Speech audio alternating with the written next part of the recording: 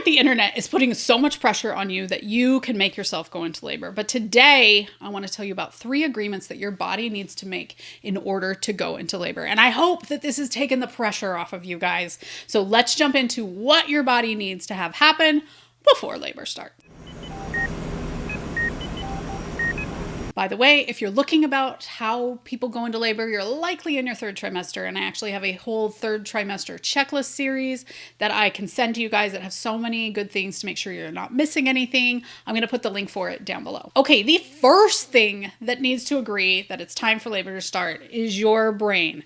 Your brain needs to know that you are in a safe place to have it happen. Now, it doesn't always happen this way, but these are the things that we think, your body has to agree on. Now, I have a whole post on increasing oxytocin in your body, and that's the thing that your brain is producing to help get this going.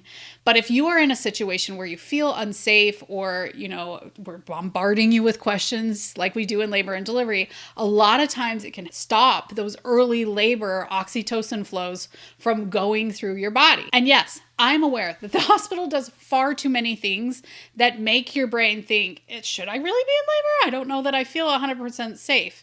Questions, the lighting in the room, going to the hospital, just like driving in the car. All of these things can sort of make labor shut off because your brain's going to be like, no, I'm not in a safe place. So those are just some things to think about. It's actually one of the reasons why I really love you guys staying home in early labor rather than coming right into the hospital. It just lets that oxytocin flow for a little bit and hopefully pushes you into active labor, where I don't think your brain and safety matter quite as much. The next one is the baby. The baby supposedly sends out some signal that says, hey, we're ready. We're ready to be born. My lungs are developed. Other parts are developed. We're ready. Get me out of here, right?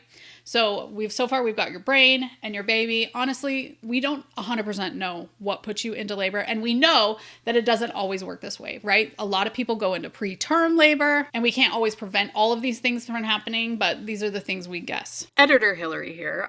Throughout this video, I'm like, we guess these things are happening. I mean, we've studied it. We know that it's complicated. We do know that these different things are involved, and I've definitely seen these things as a labor and delivery nurse. So we know about these things, but we know it's complicated. This might not be all that's involved, and obviously with preterm labor and things that don't happen the right way, Mother Nature can be a little bit glitchy. But I just wanted to say it has been studied. They are looking into it, but we just don't know for sure, which sort of makes sense. That's the beauty of human life. And then finally, your uterus needs to say, hey, y'all, this baby's getting too big. We got to push it out, right? So we've got your brain, we've got your baby, and we've got your uterus all saying, yep, we're in agreement. Let's get this baby out. Now, anywhere in there, did I say a Starbucks drink? Did I say jumping jacks? Did I say a hot bath? No, I didn't say that about any of this because there really isn't all that much that you control about going into labor. And I feel like we put pressure on ourselves. I know with my last baby, I was 12 days overdue. And I was like, Hillary, you've been a labor and delivery nurse for 8 years and you cannot put yourself into labor. I mean, I could have put myself into labor with misoprostol or Pitocin because those are the proven ways to put yourself into labor.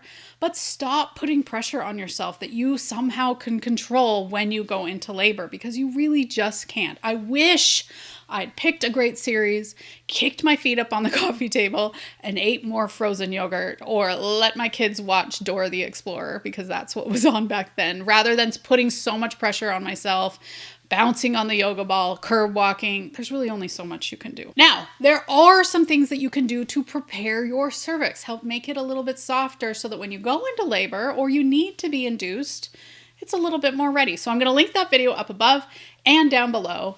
Thanks for joining us here on The Pregnancy Nurse, where we get you prepared, not scared, for your upcoming hospital birth.